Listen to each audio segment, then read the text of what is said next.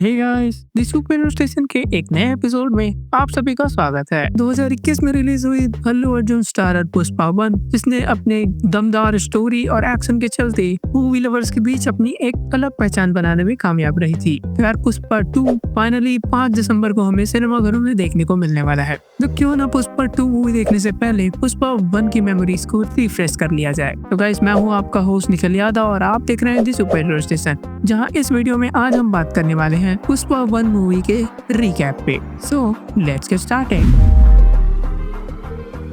तो guys, movie की शुरुआत होती है जापान से। यहाँ हमें बताया जाता है कि यहाँ के दूल्हे दुल्हन को एक महंगा गिफ्ट देते हैं और इस गिफ्ट की पहली पसंद होती है इनका एक म्यूजिकल इंस्ट्रूमेंट, जो कि बनता है लाल चंदन की लकड़ी से।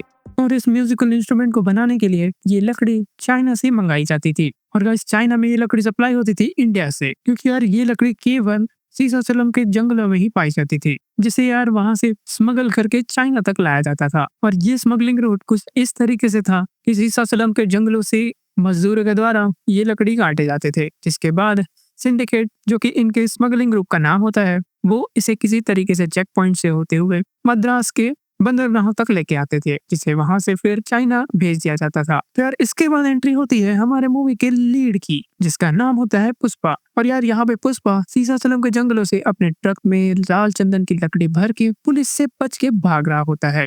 फिर यार एक तगड़े फाइट सीन और दमदार नेगोशिएशन की बदौलत पुष्पा को पुलिस वाले छोड़ देते हैं, मगर बदले में यार पुष्पा उन लोगों को 1-1 लाख रुपए देता है। और इसके बाद यार हमें 1 साल पहले की स्टोरी दिखाई जाती है। तो गाइस, ये बात होती है तब कि जब पुष्पा एक लेबर के तौर पे एक सॉ मिल में काम कर रहा होता है। एक दिन अचानक से उस सॉ मिल का मालिक वहां पहुंचता है, जहां वो देखता है कि पुष्पा एटीट्यूड से चेयर में बैठा हुआ होता है, जो कि उसके आने पर भी खड़ा नहीं होता। जिससे उस मिल का मालिक मैनेजर को कह के उससे बुलवाता है कि उसे कुछ तमीज सिखाओ, जिसके रिप्लाई में यार पुष्पा वो जॉब ही छोड़ देता है। वहीं दूर खड़ा एक बंदा जिसका नाम होता है केशव, वो भी ये सारा सीन देख रहा होता है और वो भी अपना काम छोड़ के पुष्पा के पीछे पीछे ही उसका चेला टाइप से बन जाता है यार। जिसके बाद हम देखते हैं कि पुष्पा की फाइनेंशियल कंडीशन कुछ ठीक नहीं होती। अरे यार, किराए के पैसे मांगने के लिए मुनीम पूरे गांव में बखेड़ा खड़ा करके उसकी माँ को धमकाते रहता है, और जिसके पैसे चुकाने के लिए पुष्पा अपनी भैंस भेज देता है।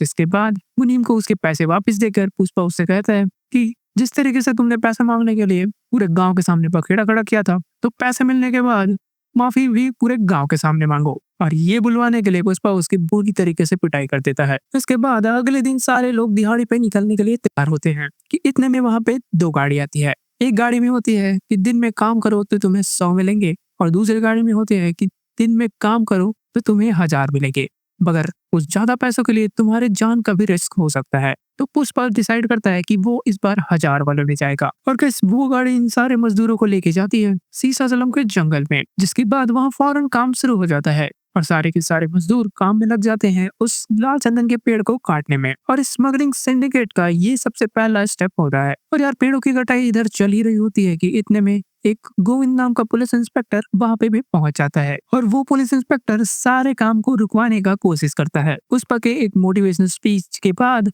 सारे के सारे मजदूर उस सारे लकड़ियों को छुपाने का काम में लग जाते हैं, और पुलिस वालों के धमकाए जाने के बाद हमारा पुष्पा उनको एक तगड़ा जवाब देता है कि अगर आपके साइड से 1 गोली चलेगी तो हमारे साइड से भी 50 कुल्हाड़ियां चलेगी। तो भाई, जिससे पुलिस वाले डर जाते हैं, जिससे यार पुलिस के हाथों कुछ भी नहीं आता और अपने रास्ते वापस निकल जाते हैं। और यार पुष्पा का ऐसा इन्फ्लुएंस देख के वहाँ मौजूद सारे मजदूर पुष्पा को अपना लीडर मानने लगते हैं। और इधर पुष्पा का चेला केशव भी ये समझ जाता है कि पुष्पा एक बड़ी चीज है। जिसके बाद सारे के सारे मजदूर दिहाड़ी लेने के लिए एक लाइन लगा लेते हैं, जहाँ पे केशव का बारी आते ही मैनेजर उससे कहता है कि साला तू दूसरी बार काहे आ रहा है। जिसके बाद केशव उससे कहता है कि मैं दूसरी बार अपने दोस्त की दिहाड़ी लेने के लिए आ रहा हूँ। और मैनेजर के पूछे जाने पे वो दिखाता है कि वो असल में पुष्पा की दिहाड़ी ले रहा होता है। जिससे उसे मैनेजर कहता है कि इतना अकड़ अच्छी बात नहीं है, किसी दिन ये अकड़ उसे ले डूबेगा। जिसके बाद पुलिस वाले अपनी पूरी की पूरी फोर्स लेके इन पे अटैक कर देते हैं। जिसके रिस्पॉन्स में पुष्पा कहता है कि यार अगर आज इन्हें माल वापस ले जाने देते हैं तो यार इनका डेली रूटीन ही बन जाएगा ऐसा। तो भाई, आज अगर माल किसी तरीके से बचाना है तो इनसे लड़ाई करना ही होगा। तो जिसके बाद पुष्पा एक पत्थर उठाता है और उनपे फेंक देता है। जिसके बाद सारे के सारे मजदूर भी पत्थर उठा के उनपे हमला करने लग जाते हैं। जिसके बाद पुष्पा यार मौका देख के सारे लट्ठियों के लट्ठे को एक ट्रक में लोड करता है और वहां से निकल पड़ता है। और रास्ते भर उसके पीछे लग जाती है पुलिस की पूरी की पूरी फोर्स। बट जैसे तैसे करके वो अपना पीछे छुड़ाता है पुलिस से और अपना सारा का सारा माल बचा लेता है। और अपना ट्रक पुलिस वालों से पाने के बाद पुष्पा पुलिस वालों की वैन में बैठ के अपने आप को सरेंडर कर देता है। जिसके बाद पुष्पा को पुलिस स्टेशन ले जाके पुलिस वाले उसकी जमकर धुलाई करते हैं। और इस कुटाई के दौरान पुलिस वाले लगातार पुष्पा से पूछते रहते हैं कि माल कहाँ छुपाया है, जिसके जवाब में पुष्पा पुलिस वालों से कहता है कि अगर उसने माल के बारे में कुछ भी बताया तो मालिक उसे मार देगा। तो पुलिस वाले और भी ज्यादा जोर लगा के ये पूछने लग जाते हैं कि आखिर तुम्हारा मालिक कौन है, जिसके रिप्लाई में पुष्पा बोलता है कि मालिक वो खुद ही है। और भाई इतना ज्यादा कुटाई होने के बाद भी पुष्पा अपना मुंह बिल्कुल भी नहीं खोलता। थक हार कर सारे पुलिस वाले पुष्पा से उसका असली नाम पूछते हैं। और यार इसके बाद पुष्पा को पुलिस वाले पूछते हैं कि तुम्हारे बाप का क्या नाम है, जिसपे यार पुष्पा थोड़ा सा सोच में पड़ जाता है। जिसके बाद हमें एक फ्लैशबैक सीन दिखाया जाता है। यार यहाँ पे हम देखते हैं कि पुष्पा अपनी माँ के साथ स्कूल में एडमिशन लेने के लिए गया हुआ होता है। तो उसके नाजायज पद के कारण पुष्पा को उसके दोनों बड़े भाई आके बोलते हैं कि तू तो नाजायज है, इसलिए तुझे हमारे बाप का नाम यूज करने का कोई भी हक नहीं है। और वो दोनों बोलते हैं कि तेरा नाम सिर्फ पुष्पराज है, पुष्पराज। और यार इतना टॉर्चर होने के बावजूद पुष्पा पुलिस वालों को कुछ भी नहीं बताता। जिसके बाद ट्रक के मालिक जाते हैं पुष्पा को छुड़ाने के लिए, और ये होते हैं रेड्डी गैंग। और गाइस इस रेड्डी गैंग को 3 भाई मिलके चलाते थे, जिसमें से सबसे छोटा होता है जॉली रेड्डी, जो कि यार अखंड पियक्कड़ और अय्यास था। जिसके बाद सेकंड नंबर पे आता है उसका बड़ा भाई जक्का रेड्डी। जक्का रेड्डी सारे धंधे की देखरेख करता था। और इनका सबसे बड़ा भाई होता है कोंडा रेड्डी, जो कि दिखने में तो खतरनाक था ही, साथ ही साथ अपने काम को लेके भी खतरनाक था। इधर रेड्डी ब्रदर्स पुष्पा से पूछते हैं कि तूने हमारा माल कहाँ छुपा के रखा है। इतने में पुष्पा उनसे कहता है कि माल के बदले पुष्पा को 5 लाख रुपए चाहिए। और ये बात सुन के दोनों रेड्डी ब्रदर्स यार गुस्सा हो जाते हैं। मगर यार किसी तरीके से रेड्डी ब्रदर्स पुष्पा की बात मान जाते हैं। इसके बाद पुष्पा उन लोगों को ठीक उसी जंगल के पास लेके चलता है, जहाँ होता है एक छोटा सा कुआं। और इसके बाद पुष्पा बताता है कि जब पुलिस उसके पीछे आ रही थी तो पुष्पा ने इसी कुएं में पूरा का पूरा ट्रक डाल दिया था।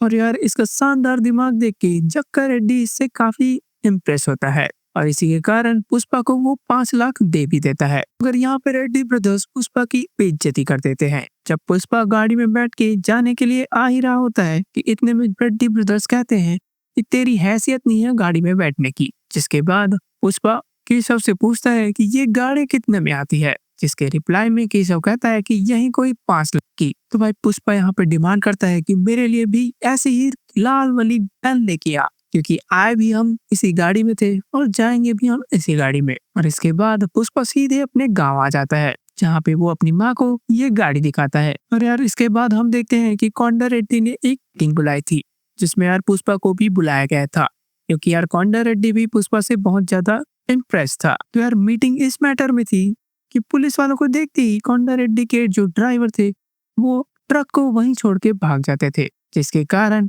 बहुत सारी लकड़ियों को पुलिस ने जब्त कर लिया था। इसके कारण हैवी लॉस कोंडा रेड्डी के बिजनेस को उठाना पड़ा था। और यार ये सब देख के पुष्पा बोलता है हमें सक्सेसफुल होने के लिए एक प्रॉपर प्लान की जरूरत है। जिसके बाद यार पुष्पा पूरा का पूरा प्लान कोंडा रेड्डी को अकेले में समझाता है कि वो लोग दूध के टैंकर में ऊपर तक दूध भरेंगे और नीचे चंदन की लकड़ी। और यार ये तरीका उनका काम करने लगता है, जिससे बहुत दिनों तक पुलिस वालों को ये भनक भी नहीं लगती कि उनके नाक के नीचे से स्मगलिंग हो रही है। क्योंकि यार चेकिंग में सारे पुलिस वालों को लगता था कि ये दूध का टैंकर है, मगर असल में बात कुछ और थी। जिसके बाद एक दिन यार पुष्पा दूध का टैंकर लेके कहीं गया ही होता है कि इतने में उसकी नजर पड़ती है एक लड़की पर, जिसका नाम होता है श्रीवल्ली। अब पुष्पा जी जान लगा के इस बात पे जुट जाता है कि उसे किसी तरीके से श्रीवल्ली के नजरों में आना था, जिससे वो हर बार केशव से यही पूछता है कि क्या उसने मुझे मुड़ के देखा या नहीं।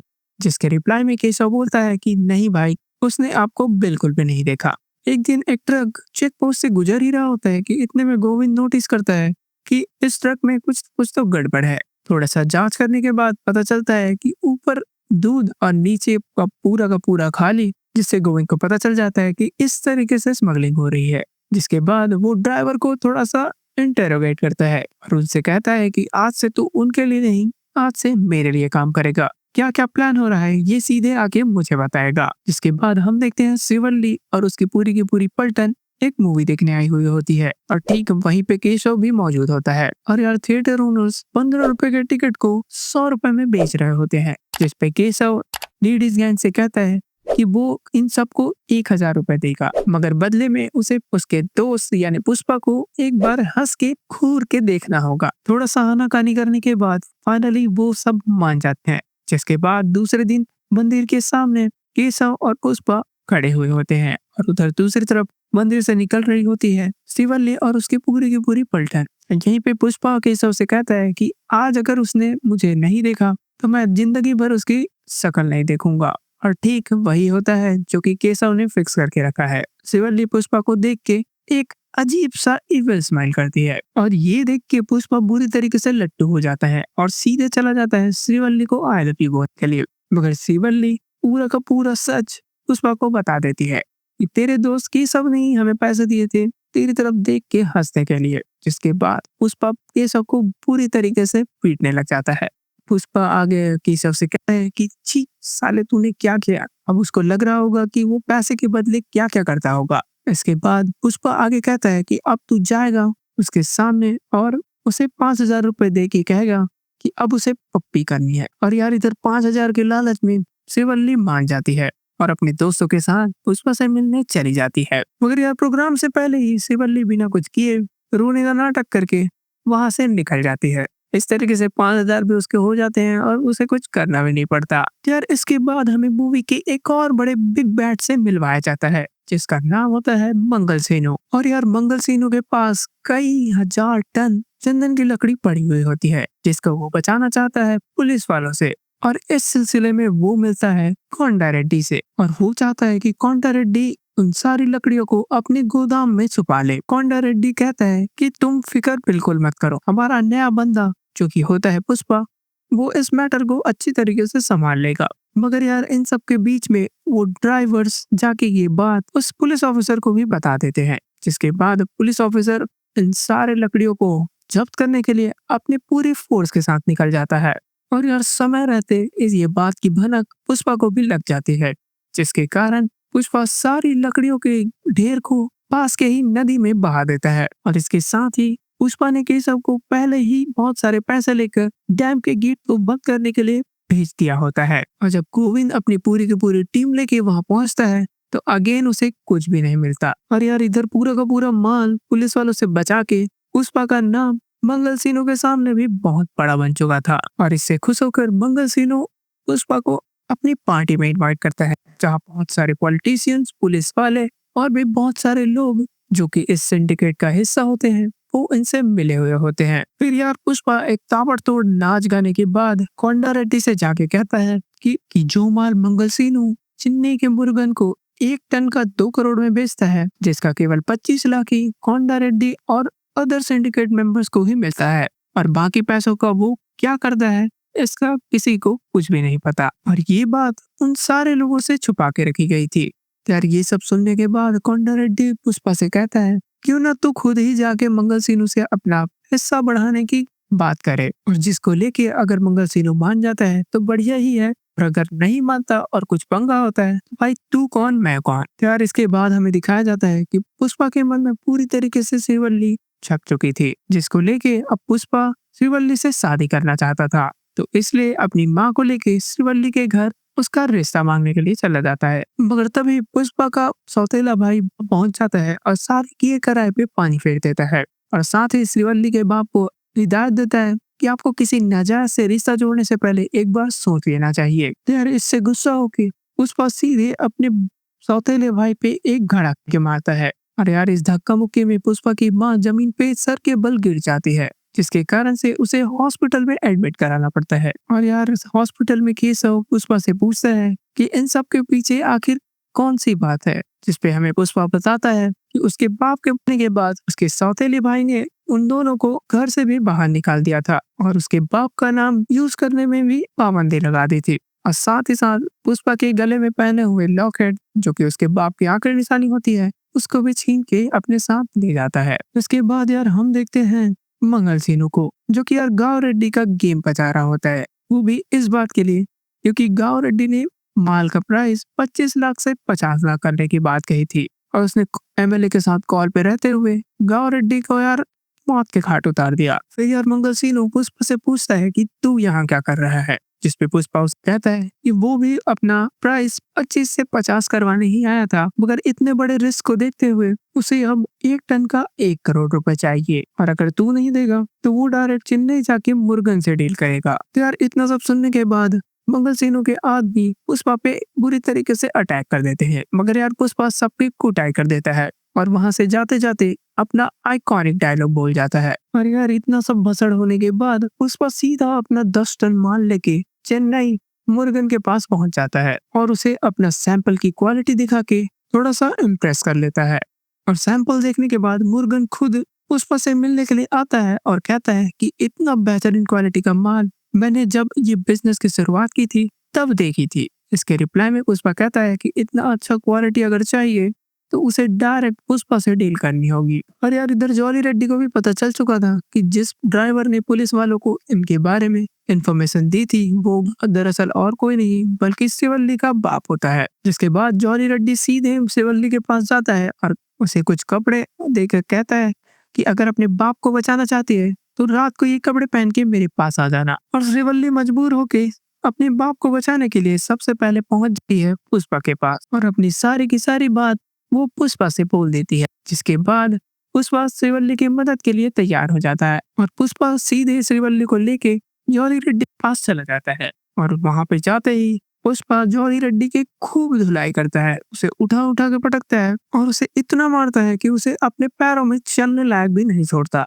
जिसके बाद केशव पुष्पा से कहता है कि अगर ये जिंदा बच जाता है तो अपने भाई को बता देगा, जिससे यार बाकी सब लोग मुसीबत में आ जाएंगे। मगर जॉली रेड्डी कहता है कि ये लड़ाई तेरे और मेरे बीच में है, तो इसके बड़े भाई से इसे डरने की जरूरत नहीं है, वो किसी को भी कुछ नहीं बताएगा। इसके बाद पुष्पा उसे चैलेंज देता है कि जब तू ठीक हो जाएगा तो लड़ने के लिए एक बार और आ जाना। तो बस इसके बाद आता है इस मूवी का सबसे बेस्ट सॉन्ग। यार इसके बाद हम देखते हैं कोंडा रेड्डी जॉली रेड्डी से मिलने के लिए हॉस्पिटल आया हुआ होता है और यहाँ पे जॉली रेड्डी कुछ भी बताने के लिए तैयार नहीं होता, जिससे गुस्सा होकर कोंडा रेड्डी अपने लोगों से बोलता है कि उस दिन एक लड़की अपना बाप को छुड़ा के ले गई और वो जानता है कि इसके पीछे कौन हो सकता है। जिसके बाद हम देखते हैं पुष्पा और केशव को कन्वर्सेशन करते हुए, जिसमें केशव पुष्पा से कह रहा होता है कि अगर कोंडा रेड्डी को पता चल गया कि जॉली रेड्डी की ऐसी हालत हमने की है तो वो हमें छोड़ेगा नहीं। और इतने में ही 2 सेकंड बाद वहां पहुंच जाता है कोंडा रेड्डी, जो कि पुष्पा से पूछता है कि हवाले का जो पैसा हम कल तिरुपति से लेके आने वाले हैं उस हाफ नोट क्या तेरे पास पड़ा हुआ है। जिसमें पुष्पा कहता है कि हाँ, उसने उस नोट को अपने पास संभाल के रखा हुआ है। और इधर केशव को शक हो जाता है कि कोंडा रेड्डी ने इनकी बातें सुन ली है। और यार जिसके अगले दिन हम देखते हैं कि कोंडा रेड्डी और पुष्पा हवाले का पैसा लेने के लिए तिरुपति गए होते हैं। दूसरी तरफ केशव ठीक उसी रूम में बैठा हुआ होता है कि इतने में झाड़ू लगाने वाली झाड़ू लगाते हुए गाना गुनगुना रही होती है और ठीक ये वही गाना होता है जो कि वो पिछले रात पुष्पा से बात करते वक्त गुनगुना रहा होता है। तो केशव झाड़ू लगाने वाली से पूछता है कि तूने ये गाना कहाँ सुना। तो झाड़ू लगाने वाली बोलती है यार कल तुम लोग जो बात कर रहे थे उसे कोंडा रेड्डी और उसने सुन लिया था, क्योंकि इस रूम के बाहर सारी की सारी आवाजें आसानी से सुनाई देती है। और ये सब सुनने के बाद केशव फौरन पुष्पा के पेज पे एक डेंजर का मैसेज भेजता है, जिसे देख के पुष्पा थोड़ा सा अलर्ट हुआ ही रहता है कि इतने में